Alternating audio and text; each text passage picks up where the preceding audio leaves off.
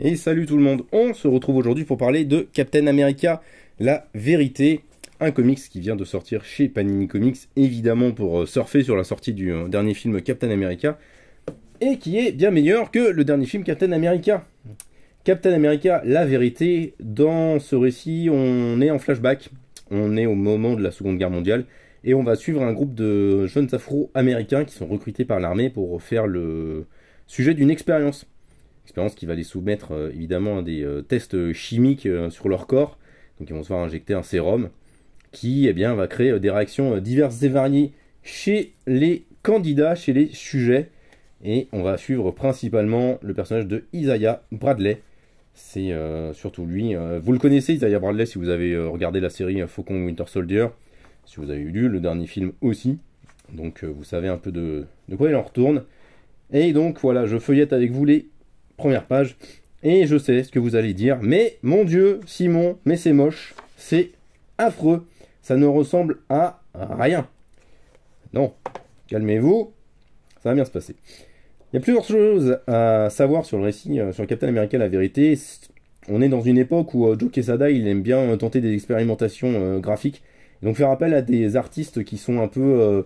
qui sortent des sentiers battus, hein. Kyle Baker, c'est exactement ça. Kyle Baker, c'est... Alors, attendez que je redise pas de bêtises, je vais reprendre... Normalement, il y a sa biographie à la fin.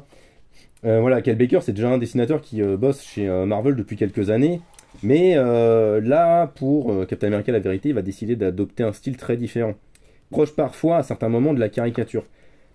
Pas toujours, parce que là, vous le voyez, par exemple, sur les personnages afro-américains, on n'est pas tant sur de la caricature que ça. Là non plus, sur les avions avec l'attaque de Pearl Harbor.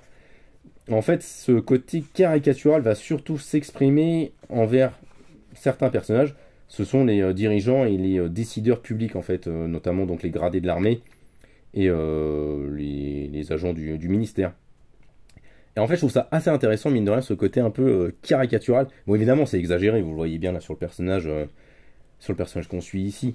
Évidemment, les traits, les caractéristiques physiques sont exagérés. Voilà, le coup de crayon, pardon, n'est pas du tout un coup de crayon hyper précis, hyper réaliste.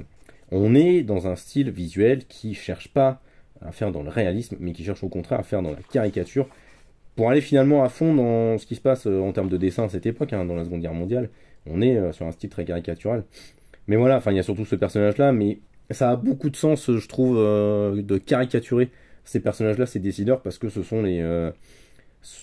ils représentent en fait ce qu'il y a de pire chez l'être humain et chez le décideur militaire, parce que c'est des gens qui sont vraiment complètement en dehors des réalités, qui n'en ont absolument rien à faire des individus et des humains, qu'ils vont mettre au pilon dans leurs petites expérimentations, dans leurs petites affaires.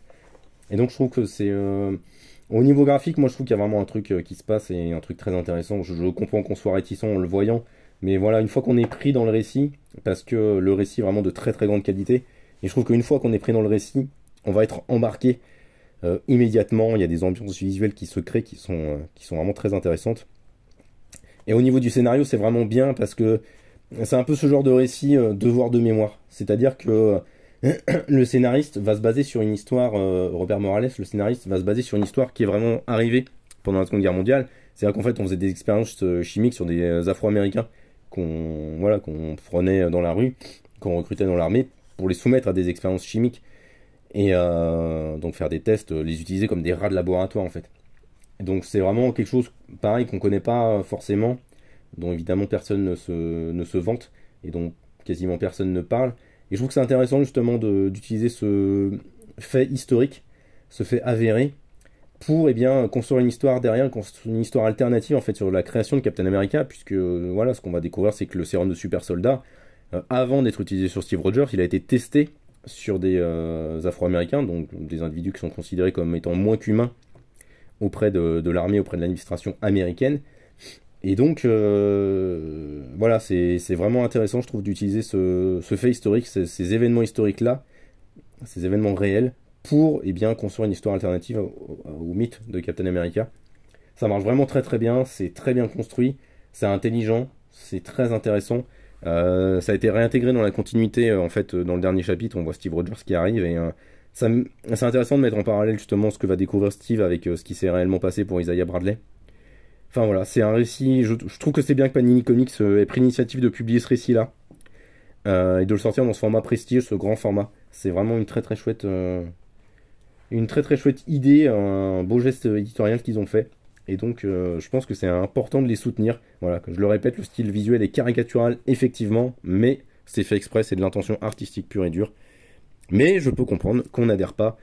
Mais voilà, essayez de dépasser ce préjugé-là, vous verrez quand vous serez pris dans l'histoire, dans le scénario, vous serez forcément convaincu. Ciao!